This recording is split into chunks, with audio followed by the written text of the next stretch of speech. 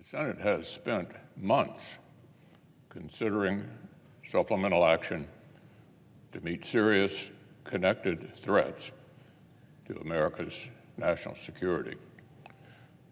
As I've said from the outset, our work needs to address four urgent challenges: Putin's war on a sovereign democracy in Europe, the terror campaign against Israel and U.S. forces in the Middle East, China's aggressive escalation against Taiwan and peaceful nations in the Indo-Pacific, and the Biden administration's continuing failure to contend with the crisis at our southern border.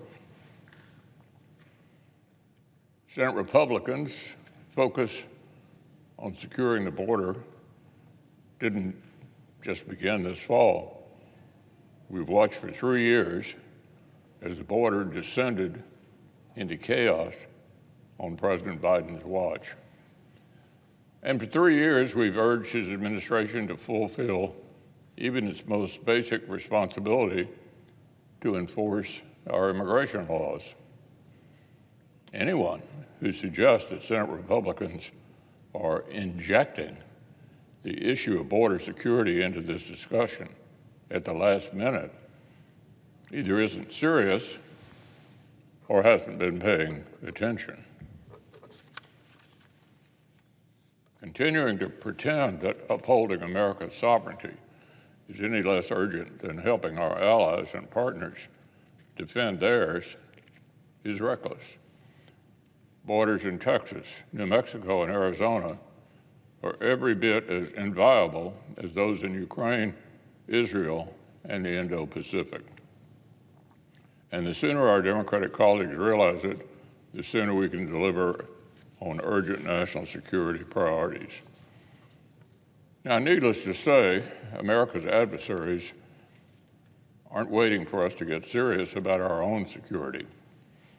In the South China Sea, for example, the PRC is increasingly using aggressive posturing and outright force to disrupt peace, stability, and lawful maritime commerce. Beijing now greets lawful passage in international waters with threatening, unsafe conduct, and hyperventilating bluster, and continues to undermine the long-established territorial claims of sovereign nations throughout Southeast Asia. Unfortunately, China is not the only adversary stepping up its aggression in the maritime domain. Iran and its network of terrorists continue to illustrate the failures of the Biden administration's deterrence in dangerous detail.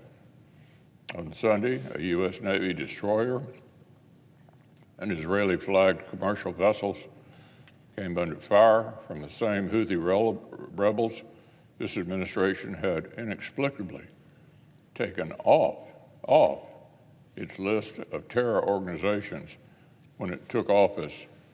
This was, of course, a concession to Iran. Of course, terrorist violence at sea is only the latest in a laundry list of Iran-backed attempts to kill Americans in the region since October 7th. At least 77 times, Tehran's proxies have used lethal force against U.S. personnel in Iraq and in Syria just since October 7th. By any objective standard, the Biden administration's response has been woefully inadequate. Tehran remains demonstrably undeterred. As President Obama's former Secretary of Defense, Leon Panetta, put it last week, I would be much more aggressive. So effective deterrence requires both capabilities and credibility. And America can't hope to deter our adversaries if we signal hesitation and fear of escalation. Consider the enemy we're up against.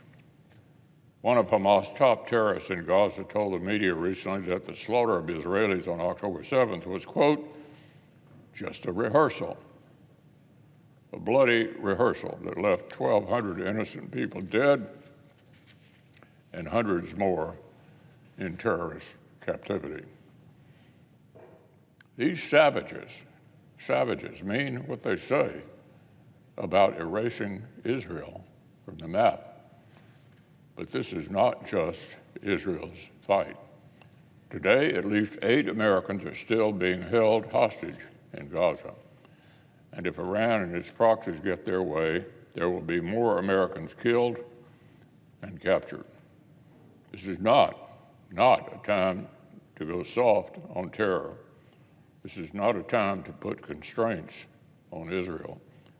This is a time to support your friends and stand up to your adversaries.